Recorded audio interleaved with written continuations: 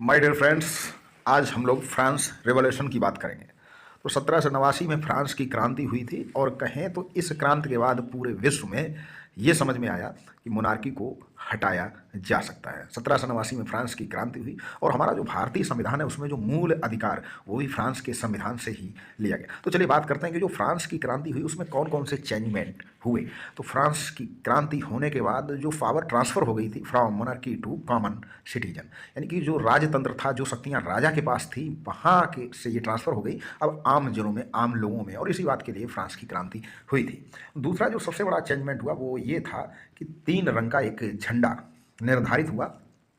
वो जैसे भारत का तिरंगा झंडा जो भारतीयता को या भारत राष्ट्र को प्रदर्शित करता, तो 3 रंग का एक झंडा फ्रांस के लिए तैयार हो गया। And French was declared as French was declared as national language. जैसे भारत की राष्ट्रभाषा हिंदी, और हिंदी है हम वतन है, यानी कि हिंदी जैसे देश को प्रदर्शित करती है, भारत देश को प्रेजेंट करती है, उसी तरह फ्रेंच जो है वहाँ की लैंग्वेज, राष्ट्रीय भाषा निर्धारित की गई। और दूसरा जो था वो ये था कि न्यू नेशनल एंथम कंपोज्ड, जैसे भारत के लिए जनगण मन जो रविन्द्रनाथ टैगोर ने रचा था और 1911 में दिल्ली में ये पहली बार गाया गया था, तो उसी तरह वहाँ भी एक नेशनल एंथम कंपोज्ड हुआ और उसके समक्ष सबने शपथ भी ली, ओथ टेकन, तो न्यू नेशनल एंथम। और उसके बाद जो सबसे बड़ी बात थी कि वो थी state general was elected and renamed national, यानी स्टेट जनरल जो था वो अब चुना जाने लगा।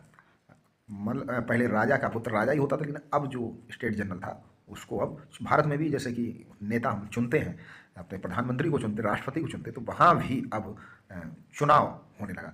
तो ये जो चेंजमेंट हुए, जो सबसे बड़े चेंजमेंट फ्रांस की क्रांति के बाद, वो चीज़ ये थे, ये मुख्य बिंदु जो प्रमुख। अब आगे और हम समझेंगे फ्रांस की क्रांति के बाद क्या क्या हुआ। तो नेशनल असेंबली, जैसे हमारे यहाँ संसद है तो वैसे ही वहाँ नेशनल असेंबली उसका नाम रखा गया, और जो उसका जनरल था स्टेट जनरल उसको अब चुना जाने लगा। तो मिलते हैं अगले वीडियो के साथ, और क्लास 10th की हिस्ट्री हम step by step, chapter by chapter पढ़ेंगे, समझेंगे और नए निष्कर्ष पर पहुँचेंगे। निश्चित ही ये परीक्षा की दृष्टि से ये नोट्स आपके लिए काफ़ी महत्वपूर्ण होंगे।